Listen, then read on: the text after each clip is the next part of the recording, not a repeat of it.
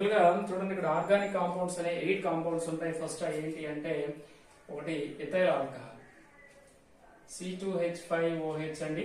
అలాగే రెండోది ఏంటంటే acetic acid CH3COOH.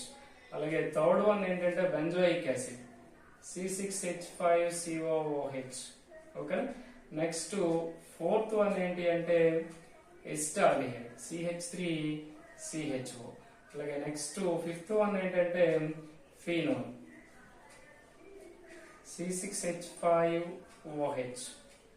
Okay, next sixth one ఏంటంటే aniline C6H5NH2. Okay, seventh one benzaldehyde C6H5CHO. అలాగే next eighth one acetone CH3